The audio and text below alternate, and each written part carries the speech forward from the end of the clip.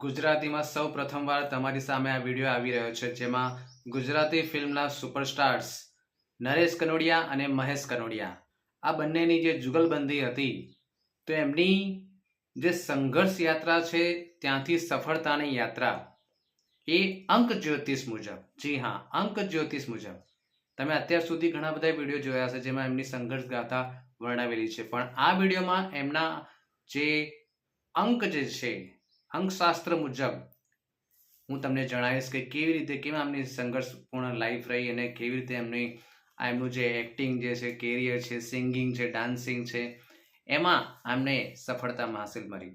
No doubt મહેનત સૌથી વધારે મહત્વની વસ્તુ છે, બરાબર છે, પણ ગ્રહો પણ એમને કહેવાય ને કે અસર કરી રહ્યા હતા, બરાબર છે. તો આપણે સૌ પ્રથમ નરેશ, જે ગૂગલ પરથી માહિતી મળી રહી છે કે નરેશ કનોડિયા જે છે એમની બર્થ ડેટ છે 20/8/1943, 20/8/1943, બરાબર છે. હવે અહીં જ્યારે નરેશ કનોડિયા જ્યારે ઇંગ્લિશમાં લખીને જ્યારે એમનું નામ આવે છે તો એ આવે છે, નરેશ જે આવે છે એ 21 નંબર પર આવે છે અને નરેશ કનોડિયા જે આવે છે એ 42 પર આવે છે, બરાબર છે.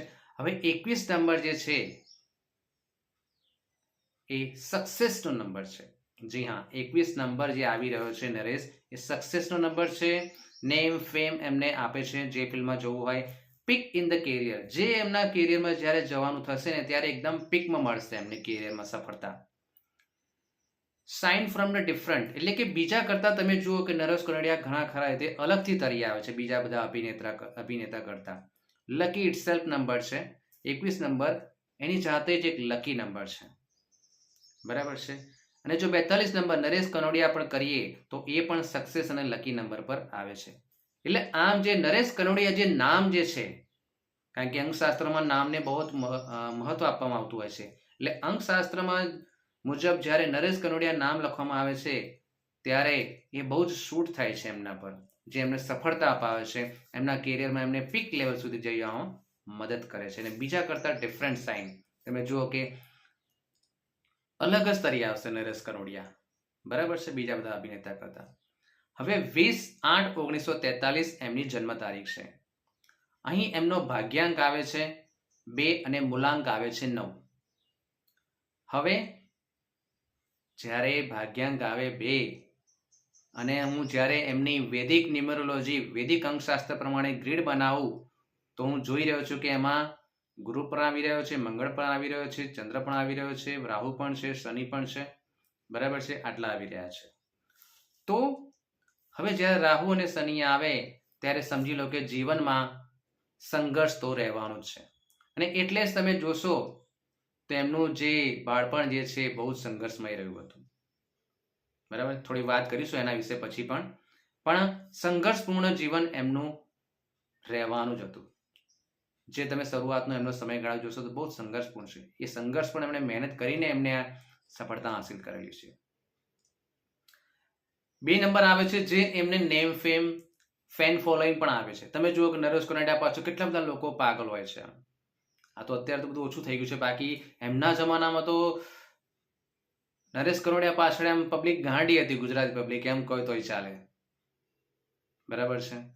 કારણ કે એ નંબર એમનામાં પ્રેઝન્ટ છે, જે એમને એક ચાર્મિંગ એટ્રેક્ટિવ પર્સનાલિટી આપશે, બરાબર છે, ફેન ફોલોઈંગ આપશે. અને જે આ એક્ટિંગ કેરિયરમાં જવા માટે આ નંબર જરૂરી છે, જે એમને પહેલેથી મળેલો છે, બરાબર છે. સ્ટ્રોંગ બોડી છે, મંગળ છે એટલે એમનું સ્ટ્રોંગ બોડી પણ રહેવાનું છે, બરાબર છે. હવે તમે આ બધું તમે જુઓ ત્યારે એમને 100 થી પણ વધુ ફિલ્મોમાં કામ કર્યું છે.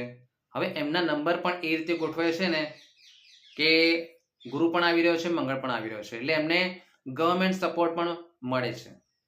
તમે જુઓ કે એમને નેતા પણ બન્યા હતા, બરાબર. એમને પછી પદ્મશ્રીનો એવોર્ડ પણ મળેલો છે. ગવર્મેન્ટ સપોર્ટ એમને ટૂંકમાં મળશે આ વસ્તુમાં, બરાબર છે. હવે મહેશ કનોડિયાની વાત કરીએ તો 27/1/1937, 27/1/1937 એમની બર્થ ડેટ છે. એમનો ભાગ્યાંક આવે છે 9 અને મૂલાંક આવે છે 3, બરાબર છે. અહીં એમના નામનું જ્યારે આપણે ટોટલ કરીએ તો એ પણ આવે છે 23 નંબર પણ, તો એ પણ સક્સેસનો નંબર છે, બરાબર છે.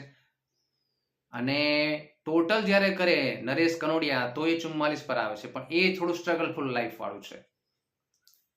નરેશ જે છે એ 23 નંબર પર જે આવે છે એ સક્સેસનો નંબર છે, પણ ટોટલ જ્યારે 44 પર જાવ છો ત્યારે એ થોડું સ્ટ્રગલફુલ લાઈફ વાળું થઈ જાય છે. બરાબર છે. અહીં જ્યારે એમને વૈદિક ગ્રીડ બનાવવામાં આવે છે ત્યારે હું જોઈ શકું કે બિલકુલ પ્રેક્ટિકલ માણસ છે મહેશ કનોડિયા. બરાબર. અહીં પણ એમને ફેન ફોલોઈંગ મળી છે, કારણ કે અહીં પણ એમને 2 નંબર આવે છે, જે એમને એક ચાર્મિંગ એટ્રેક્ટિવ પર્સનાલિટી આપે છે. બરાબર છે.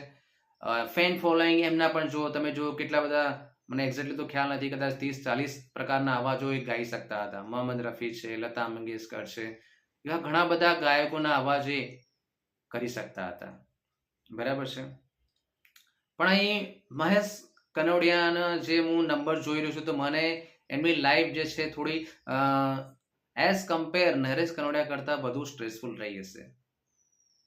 બરાબર છે. એમને એન્ઝાયટી સ્ટ્રેસ જે છે એ એમને રહ્યો હશે. આ મને જે દેખાઈ રહ્યું છે હું તમને કહી રહ્યો છું. સેપરેશન પણ એટલે મીન્સ કે તમે જુઓ, સેપરેશન એટલે કે શું, ફેમિલીથી સેપરેટ થવાનું આવે ને, એટલે તમે જોજો કે એ એમનું ફિલ્મી કેરિયર અપનાવવા માટે એમના જે મૂળ સ્થાન જે છે પાટણથી અમદાવાદ આવ્યા આખું ફેમિલી, તો ત્યાં એમને સફળતા ના મળી. એ બધા ગીતો ગાતા હતા શેરીઓમાં, પણ ત્યાં સફળતા ના મળી. પણ બોમ્બે ગયા ત્યાં એમને સફળતાની શરૂઆત થઈ. એટલે આવું એ પ્રકારના યોગ બન્યા કે એમને ફેમિલીથી દૂર જવું પડે, અથવા જે મૂળ જગ્યા હોય ત્યાંથી દૂર જવું પડે, ત્યાં એમને સફળતાના ચાન્સીસ મળે. ને એ વસ્તુ આમાં છે કે એમને બહાર જાય ત્યારે સફળતા મળવાના ચાન્સીસ હતા. એટલે એઓ બોમ્બે ગયા, ત્યાં એમને શરૂઆત થઈ ગઈ હતી ઓર્કેસ્ટ્રામાં ગાવાથી. બરાબર છે.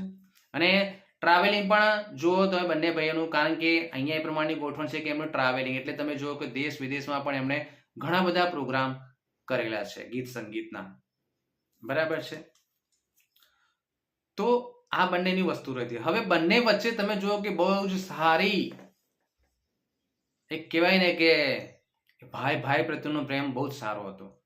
એક ઇન્ટરવ્યુમાં મેં એવું કીધું, નરેશ કનોડિયાને એવું સાંભળ્યા હતા કે જો બંનેનું એવું હતું કે જો એકને ખાંસી આવે તો બીજાને પણ, એક બીમાર થાય તો બીજું પણ બીમાર થાય, એકને તકલીફ થાય તો બીજાને પણ તકલીફ થાય, એ રીતની પોઝિશન હતી. ભલે એક જ એમની જન્મ તારીખ નથી, તેમ છતાં પણ એક જુગલબંધી બંને વચ્ચે એટલી બહુ સારી હતી કે પ્રેમ એટલો સારો હતો કે એકને તકલીફ થાય તો બીજાને થવા લાગતી હતી. અને એટલે તમે જુઓ કે પહેલા નરેશ કનોડિયા મરી ગયા, એના થોડા જ દિવસોમાં પછી પહેલા મહેશ કનોડિયા મરી ગયા, અને પછી થોડા જ દિવસોમાં નરેશ કનોડિયા પણ મરી ગયા હતા. એટલે કહેવાય ને કે અમુક પક્ષીઓ તમે નહીં જોતા કે એક મરી જાય એટલે બીજું પણ ખાવાનું છોડી દે પછી મરી જાય છે. સેમ વસ્તુ અહીંયા એવું થયું કે મહેશ કનોડિયા જ્યારે મૃત્યુ પામ્યા પછી નરેશ કનોડિયાનું પણ એમની જે સોલ છે, આત્મા, એ હવે રેડી નહીં થયું એ લાંબુ જીવવા માટે, એટલે એમણે પણ શરીર છોડી દીધું. બહુ જ સ્ટ્રોંગ બોન્ડિંગ હતું નરેશ કનોડિયા અને મહેશ કનોડિયા વચ્ચે. એનું બી એક કારણ એ છે કે બંનેના, હવે જો નરેશ કનોડિયા છે એમનો ભાગ્યાંક 2 છે અને મૂલાંક 9 છે. અહીં મહેશ કનોડિયાનો ભાગ્યાંક 9 છે અને મૂલાંક 3 છે. તો અહીં જ્યારે મહેશ કનોડિયાનો ભાગ્યાંક અને નરેશ કનોડિયાનો ભાગ્યાંક બંને ફ્રેન્ડ છે, અને એનો મૂલાંક જે છે ન્યુટ્રલ નંબર પર આવે છે. સેમ 9-9-9-3 એ પણ ફ્રેન્ડ્સ નંબર, એટલે બંનેના જે ભાગ્યાંક મૂલાંક છે એ પણ બહુ જ ફ્રેન્ડલી નંબર હતા. એ પણ એક કારણ હતું કે બંને વચ્ચે બહુ સારું બોન્ડિંગ રહેતું હતું. બરાબર છે. સંઘર્ષની વાત કરીએ તો મેં તમને કીધું એ પ્રમાણે કે લાઈફમાં એમના બહુ અપડાઉન્સ જોવા મળ્યા જ હશે. ડેફિનેટલી એન્ઝાયટી, સ્ટ્રેસ, ટેન્શન પણ રહ્યા હશે. મેં જ્યાં સુધી મને ખબર છે કે બાળપણ બહુ જ ગરીબીમાં બીત્યું. પાટણ હતો જન્મ થયેલો, પણ અમદાવાદ આવી ગયા એમને ફેમિલી. ગમાવાળા એક જ હતા, પણ જમવાવાળા લગભગ 9-10 જણા હતા. હવે એમના કહેવાય ને કે ભણ્યા તો છે જ નહીં, મેં જ્યાં સુધી સાંભળ્યું છે ત્યાં સુધી, કારણ કે ગરીબી જેટલી હતી. પછી કંઈક વીણતા હતા, બધું કચરો વીણતા હતા, અને એ બધું એમની બહુ સંઘર્ષફુલ લાઈફ હતી. પછી ધીરે ધીરે બંને ભાઈઓ મહેશ નરેશ શેરીઓમાં ગાવાનું શરૂઆત કર્યું. બરાબર, ઘણી બધી જગ્યાએ ગાવાનું શરૂઆત કર્યું, પણ એટલું એ સમયે ક્યાં મળે એવું હતું. ભલે એમની કદર થતી હતી પણ પૈસા નહોતા મળતા, એટલે પછી મહેશ કનોડિયા બોમ્બે જતા રહ્યા અને ત્યાં પણ એમને કોઈ ઓળખતું નહોતું, કશું નહોતું, ફૂટપાથ પર સુઈ જવું પડ્યું, બરાબર છે. પછી એક ઓર્કેસ્ટ્રામાં એમણે કીધું કે મને એકવાર ગાવા દો, પછી ત્યાંનું વોઇસ ટેસ્ટિંગ ને બધું થયું ને પછી એમને ગાવા દીધું. પછી ત્યાંથી એમની સારું એવું શરૂઆત થઈ. પછી નરેશ કનોડિયાને પણ બોલાવી લીધા. પછી બંને જણાએ સ્ટેજ શો છે, આ બધું ઘણું બધું કરવા લાગ્યા. એમાં પછી એક વ્યક્તિ હતા જેમ નરેશ કનોડિયા જોયા કે ભાઈ ના સારી એક્ટિંગ કરી શકે છે, પછી ત્યાંથી એમની ફિલ્મોની શરૂઆત પણ થઈ ગઈ. ધીમે ધીમે પછી તમે જુઓ કે જે 70-80 લગભગ 80 કે 90નો જે દાયકો છે એમાં બહુ જ સારી એવી સફળતા પીક લેવલ પર હતા. નેમ ન્યુમરોલોજી પણ એમનું બહુ સેટ કરતો રહેતો હતું. તો એકંદરે જોવા જઈએ તો સંઘર્ષપૂર્ણ લાઈફ જરૂરથી હતી, પણ પોતાની મહેનત અને આવડતથી એમણે આ સફળતા હાંસિલ કરી અને બંને વચ્ચે બહુ જ સારું બોન્ડિંગ રહ્યું, બરાબર છે. તો ગુજરાતીમાં સૌપ્રથમ આ વિડીયો રહ્યો હશે નરેશ કનોડિયા અને મહેશ કનોડિયા વિશે અંકશાસ્ત્ર મુજબ એનાલિસિસ. બીજા ઘણા પણ એનાલિસિસ મેં મારી યુટ્યુબ ચેનલ પર કરેલા છે, ઉપર આઈ બટનમાં કે લાસ્ટમાં જરૂરથી મળી જશે, તમે એમને જરૂરથી જુઓ, બરાબર છે. મલ્હાર ઠાકર અને પૂજા જોશી છે એમના પણ મેરેજનું મેં એનાલિસિસ કર્યું છે, એનો વિડીયો પણ તમે જરૂરથી જોશો. સાથે સાથે તમારું પણ જો તમે અંકશાસ્ત્ર મુજબ એનાલિસિસ કરવા માંગતા હોય, તમારા પરિવારનું, તમારા સ્પાઉસનું, બરાબર છે, તો પણ તમે મારી સાથે કરી શકો છો. તમારું એમનું નામ કેવી રીતે રાખવું બાળકનું એ પણ તમે એનાલિસિસ કરાવી શકશો. મેરેજ પહેલા પણ તમે એનાલિસિસ કરાવશો તો બહુ જ સારું છે કે મેરેજ કેવી રીતે તમે એમનું રહેશે, સંઘર્ષપૂર્ણ રહેશે કે બંને વચ્ચે અન્ડરસ્ટેન્ડિંગ રહેશે, એ ઘણું બધું જે છે તમને એનાલિસિસ અંકશાસ્ત્ર મુજબ બહુ સારી રીતે જાણવા મળે છે. ઓકે, ઉપર આઈ બટનમાં લાસ્ટમાં એ વિડીયોની લિંક મળી જશે, જરૂરથી જોશો. અને જો તમે નવા હો તો મારી ચેનલ સબસ્ક્રાઇબ પણ જરૂરથી કરી લેજો. Okay, thank you.